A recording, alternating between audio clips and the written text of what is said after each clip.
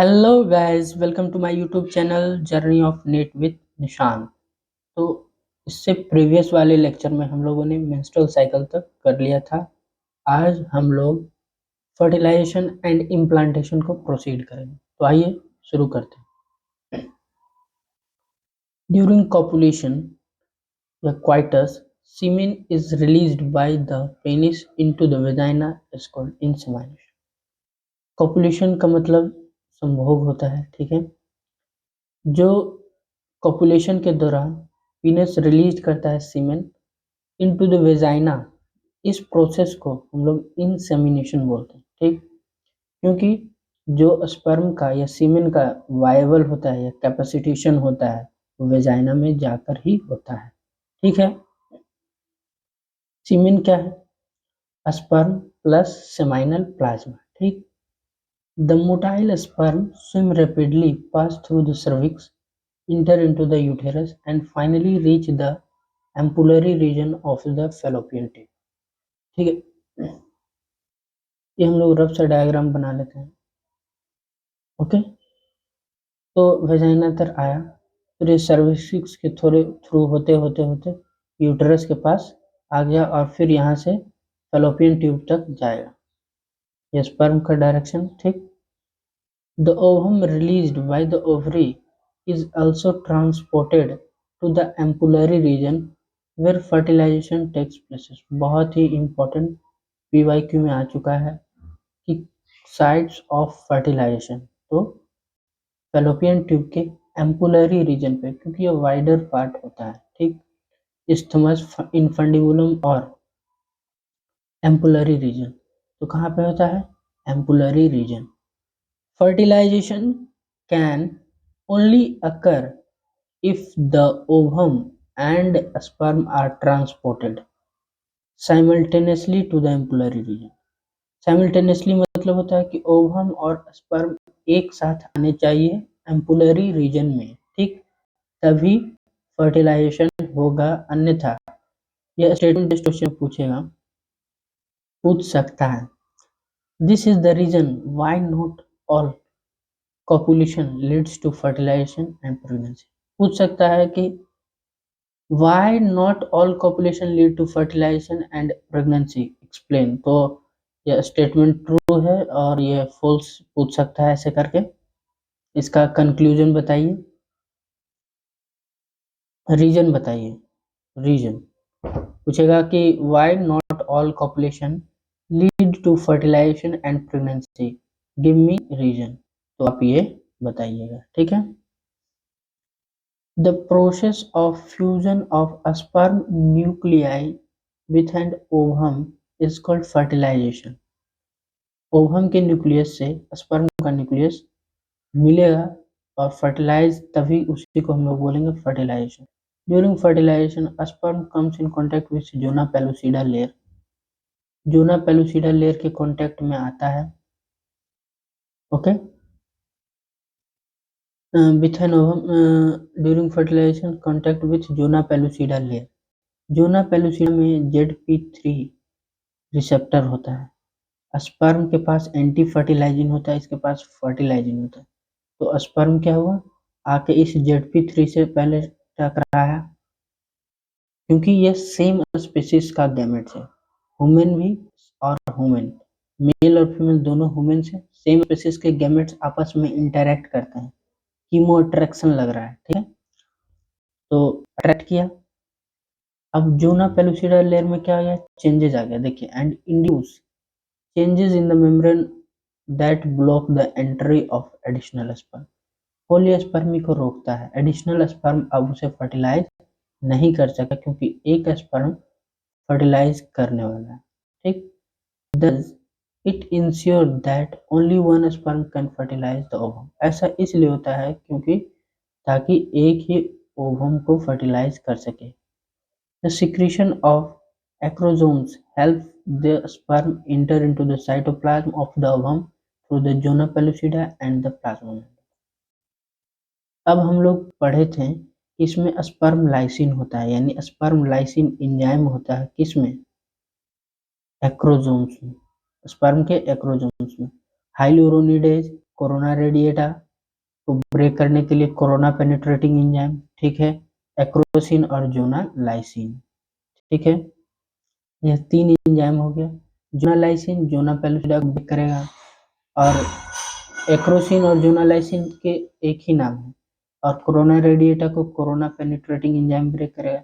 इसमें hyaluronic acid होता है, उसको हाइलुरोनिडेज एंजाइम ब्रेक करेगा, और ऐसे ब्रेक करते करते आगे की ओर बढ़ेगा, प्रीवेट स्पेस में आ जाएगा, ठीक।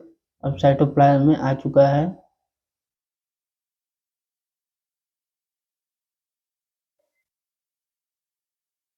This induces the cytocompletion of the meiotic division of the secondary cells. जब एंट्री हुआ after entry of sperm, after entry of sperm, लेकिन अभी फर्टिलाइजेशन नहीं हुआ, क्या फर्टिलाइजेशन नहीं हुआ। After entry of sperm but before fertilisation meiotic division complete हो जाता है और एक ओवम बन जाता है और एक second polar body fallopian tube में बनता है, सेकेंड पोलर बॉडी, ठीक है। तो देखिए the second meiotic division is also unequal division होता है। फर्स्ट म्यूटिक डिवीजन भी अनइक्वल डिवीजन हुआ था and result in the formation of second polar body and a haploid ovum, जिसे हम क्या बोल रहे हैं, ooted.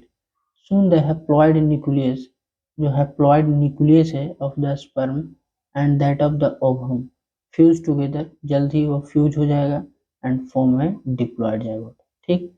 म्योसिस 2 कंप्लीट क्यों हुआ, क्योंकि जब मेटाफेज 2 में जब अरेस्टेड था तो स्पर्म का जो प्रोक्सिमल सेंट्रियोल कंट्रीब्यूट हुआ उसको, इस कारण से मेटाफेजिंग प्रोमोटिंग कॉम्प्लेक्स ब्रेक किया और एनाफेजिंग प्रोमोटिंग कॉम्प्लेक्स लागू हुआ, जिसके कारण आगे फर्दर म्योसिस 2 कंप्लीट हुआ, ठीक है।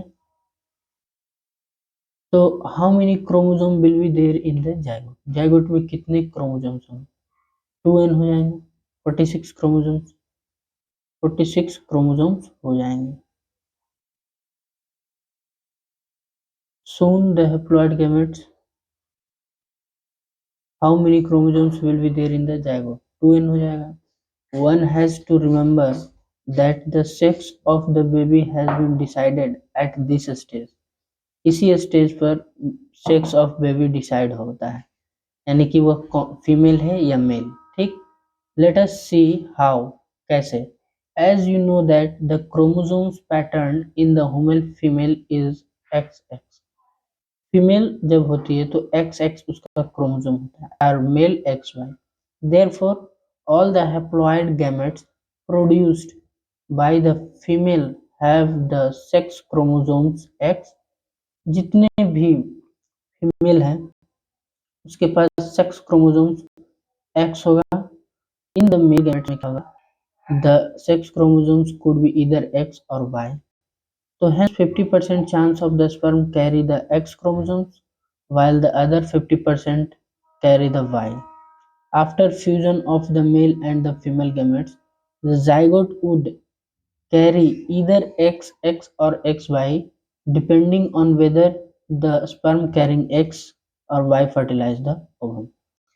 अगर X फर्टिलाइज करता है, स्पर्म का X फर्टिलाइज करता है ओवम को, तो क्या होगा, बेबी जो होगी फीमेल होगी। अगर स्पर्म Y फर्टिलाइज करता है ओवम को तो मेल होगा, ठीक है।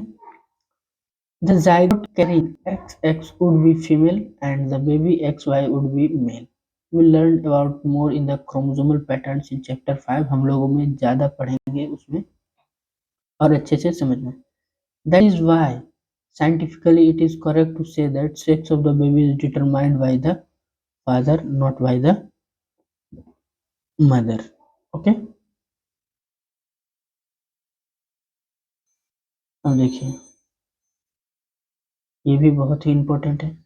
The mitotic division starts as the zygote moves through isthmus of the oviduct called cleavage towards the uterus and forms 2, 4, 8, 16 daughter cells called blastomeres। ठीक, जो माइटोटिक डिवीजन था स्टार्ट्स हो गया एज द जाइगोट मूव्स, क्योंकि zygote अब बन गया, अब उसमें क्या होगा, माइटोसिस होगा।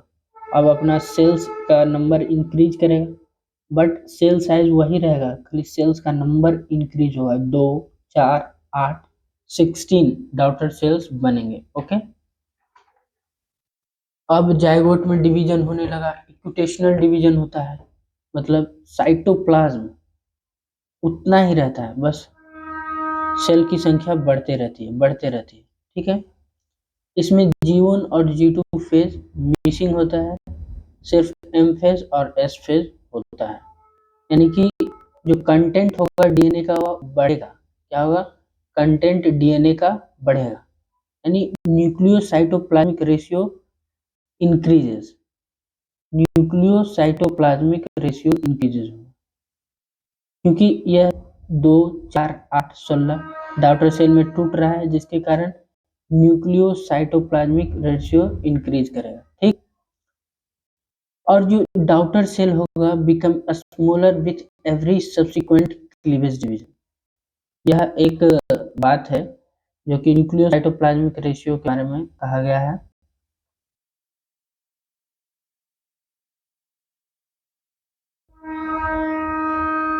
तो ओवरऑल देखा जाए तो जो क्लीवेज डिवीजन है, हमने एक लाइन बोला, डॉटर सेल्स जिसे हम क्या बोल रहे हैं, ब्लास्टोमेर्स, क्या बोल रहे हैं, blastomeres become smaller with every subsequent division, क्योंकि जाइगोट में क्या हो रहा है, माइटोसिस हो रहा है। ठीक है, माइटोसिस 2, 4, 8, 16, ठीक, जिसके कारण क्या होगा, छोटा होते जाएगा, छोटा होते जाएगा डॉटर सेल्स, जिसके कारण न्यूक्लियोसाइटोप्लाज्मिक रेशियो इंक्रीज होगा। ठीक, the embryo with 8 to 16, the embryo with 8 to 16 ब्लास्टोमेर is called, 8 और 16 फेज वाले को ब्लास्टोमेर को हम लोग क्या बोलते हैं, मोरूला बोलते हैं। क्या बोलते हैं, morula, morula. The morula continues to divide and transform into blastocyst। Morula continue divide करते रहता है और ट्रांसफॉर्म हो जाता है ब्लास्टोसिस्ट। यह वो स्टेज है जहाँ पर कि implantation होगा। As it moves further into the uterus, the blastomere in the blastocyst are arranged into an outer layer called trophoblast and an inner group cells attached to trophoblast called inner cell mass। देखिए, जो ब्लास्टोमेर है blastocyst में, क्योंकि ब्लास्टोमेर से ही तो blastocyst का formation हुआ है, तो जो ब्लास्टोमेर है ब्लास्टोसिस्ट में वह अरेंज्ड होता है आउटर लेयर में, ऐसे से आउटर लेयर में अरेंज्ड हो जाता है और क्या बना देता है, लेयर ट्रोफोब्लास्ट का। ठीक, और जो इनर ग्रुप इसमें यहाँ होगा वो इनर सेल मास होगा।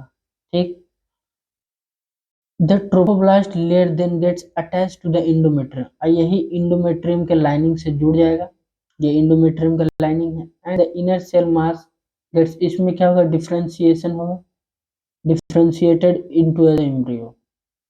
ट्रोफोब्लास्ट किससे जुड़ा, इंडोमेट्रियम से, और इनर सेल मास क्या बना देगा, एम्ब्रियो बना देगा।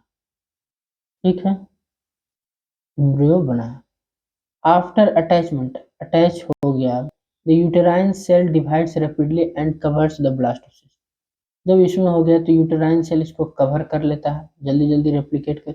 As a result the blastocyst become embedded in the endometrium, जिसके कारण ब्लास्टोसिस्ट एम्बेडेड हो जाता है इंडोमेट्रियम ऑफ द यूटरस।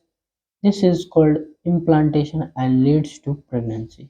और इस प्रोसेस को हम लोग इम्प्लांटेशन कहते हैं, जो कि किस स्टेज में होता है, ब्लास्टोसिस्ट स्टेज में, बहुत ही इंपॉर्टेंट है, ब्लास्टोसिस्ट स्टेज में, और लीड्स टू प्रेगनेंसी, कंसीव हो जाता है प्रेगनेंसी। ठीक, तो आई होप आपको ये लेक्चर पसंद आया होगा।